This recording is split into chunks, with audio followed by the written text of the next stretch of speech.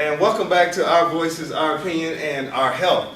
Today we have Brandon Howard with us, and he's going to introduce himself to let you know that he is authentic and he's got the rights to tell us what we need to do. So tell the people who you are. All right, cool. Like I said, my name is Brandon Howard. I am a personal trainer and health educator at Milestone Wellness Center. I've been doing that for about 3 years. I have my degree in fitness and wellness, certifications in health coaching, therapeutic exercise specialist, and smoking cessation. So I think I'm a little qualified to kind of. A little bit. You got the build on. I want to be. See, here's the thing. I want him to take me, and by my 40th birthday, I want to look like this.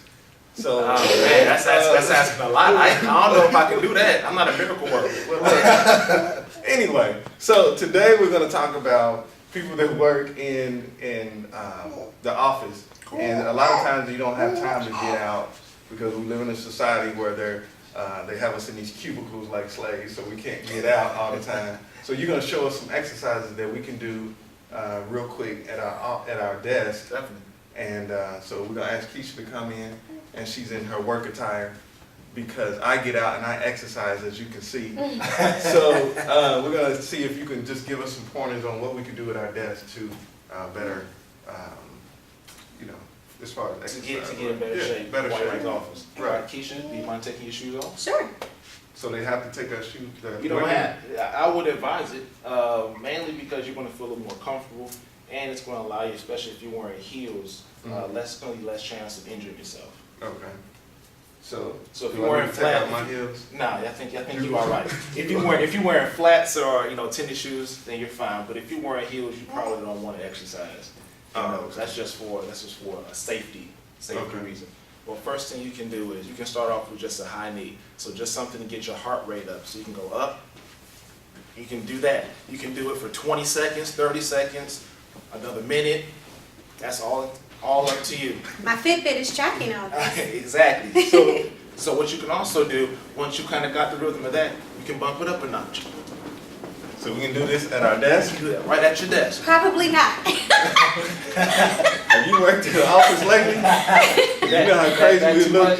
But we can. So you can simply do those. But the high knees. Definitely the high knees. And what a lot of That's people a good stretch too. Exactly. So what a lot of people don't realize, for me, you just see a chair. I see a way that you can do. You can do at least 5 to 10 different exercises. Okay. First off, if you're just sitting here, one way to break up the day and get some energy: squats. Just up and down. Okay. Try that. Yeah, try that. Oh yeah, I love squat now. Hey, Speed it up and to add the Speed difficulty, it go a little bit faster. So you do it for a set amount of time. It could be 30 seconds, a minute, or it can be 15 or 20 reps. All right. So to make that even harder, you take the chair, the back of the chair, squat down even lower. Are you gonna do this one? No, I don't. I'm Alright. Good? Do my feet have to be a certain way or anything? Right there. Well, actually, I do that all day. So I'm squatting down, and then coming right back up. So using the chair. Now, is it good? It seems like her posture's not. Yeah, it feels awkward. She's doing more. Should her back be straighter? Drop down straight. There we go. And then right back up. Okay.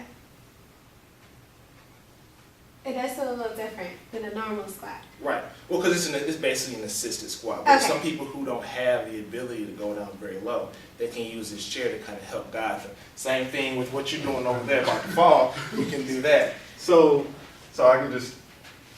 Is posture important? Posture is very important.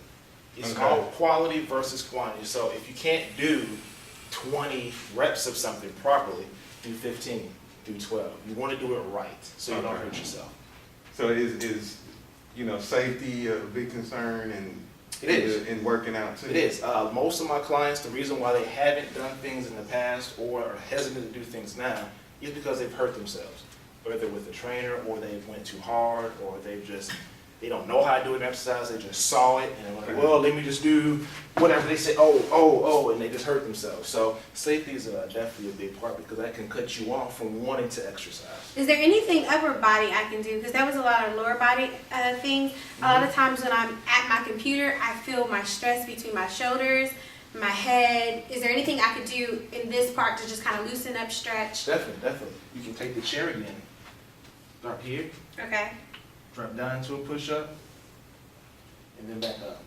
How easy is that, Brandon? It's pretty easy. Now, you can modify it. You don't have to go down as low as I am. You can stop here and go up. Okay. Now, so most who's gonna chairs- keep this chair from I'll moving? stand. Most chairs at the office place, you can go, Okay. have wheels on. Is my posture correct? Posture's fine. See? So you come around here for me. So tell me how, if my chair at work has wheels on it, how would I do this particular? Put it up. I'll put it up, turn it around and put it up. Correct. On the desk. Or can I do it on the You desk? can do it on the desk. So use the That's desk. not bad, but I as- wouldn't do more than 5 at a time. So am I just basically doing stand up push ups? Stand up, push up. Yep. Okay. Say you eat right, you drink water. Do I have to get out and do something? I don't smoke, I don't drink, cut my grass and all that. Do I have to do some type of exercise? Is it important to do some type of? It is important. Why? It's important because your bodies are made to do it. Okay. So the jobs that we have now, the things that we do now, don't facilitate that as much. So back in the day, let's go back to the 50s and 60s or 40s or whatever, Right. people were working in more rural areas, so people had farms, people had places where they went to, they did a whole lot of manual labor, so they didn't need to exercise as much. Mhm. We don't do that now. Instead of walking upstairs, we go in an elevator or an escalator. Mhm. We do a lot of things differently now than we did back then. So what we have now is a more sedentary society, and so exercise is that much more. What's more important? Is it diet and exercise or working out? If you had to say one was more important than the other. If I only have so much time to do something, so either I'm gonna watch what I eat or I'm gonna work out every day. Which is more important? It's the easy answer for that is to say both, because you can't have one without the other. But if you had to dig a little bit deeper, eating right. Eating right is 75% of what you need. So if you're eating right the majority of the times, you can get away with not doing as much exercise. If that makes sense. Because if you're looking at it as calories in, calories out, Eating better means you're going to consume less calories, so you don't have to burn off as much. So they're both essential because one helps the other. But if you had to pick one, if you only could do one, eating right would be the best way to start. Well, we want to thank Brandon for coming out. We got another part 2 segment, and we're going to talk more about health and nutrition and things like that in our next segment with Brandon. So we'll be right back after this quick break.